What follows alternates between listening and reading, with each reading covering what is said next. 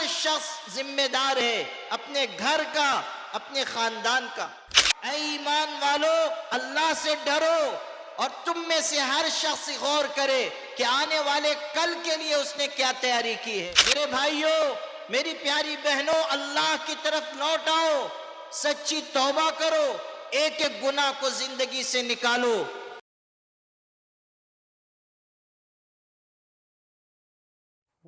کہ ہمیں اصلاح اپنی ذات سے اصلاح کا آغاز کرنا چاہیے، شروعات ہماری ذات سے ہو۔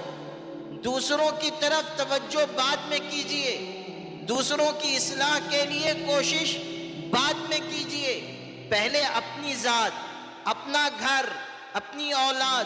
قرآن پاک میں ہے یا ایھا الذین آمنوا قوا انفسکم واہلیکم نارا، اے ایمان والو اپنے آپ کو، اپنی اولاد کو جہنم کی آگ سے بچاؤ، اپنے آپ کو بھی بچاؤ، اپنی اولاد کو بھی بچاؤ۔ ہر شخص ذمہ دار ہے اپنے گھر کا، اپنے خاندان کا۔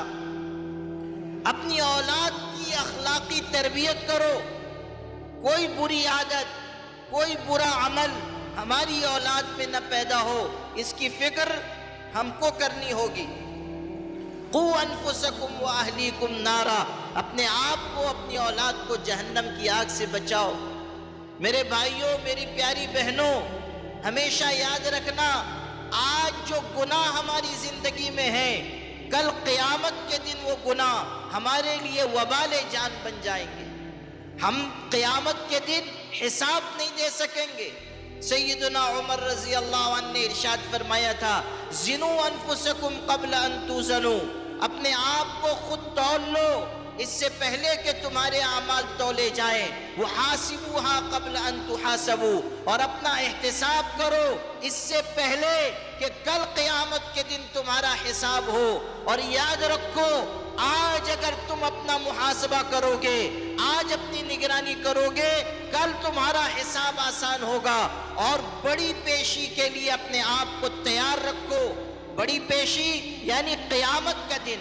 قیامت کے دن اللہ کرسی عدالت پر ہوگا اور تمام انسانوں کے اعمال اس کے سامنے پیش کیے جائیں گے، اور پھر اللہ تعالیٰ پوچھے گا، دنیا سے کیا لے کر آئے ہو؟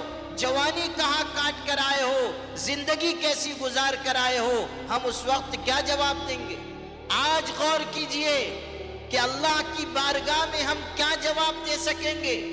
یا ایھا الذین آمنوا اتقوا اللہ وَلْتَنْظُرْ نَفْسٌ مَّا قَدَّمَتْ لِغَدٍ وَاتَّقُوا اللَّهَ، اے ایمان والو اللہ سے ڈرو اور تم میں سے ہر شخص غور کرے کہ آنے والے کل کے لیے اس نے کیا تیاری کی ہے۔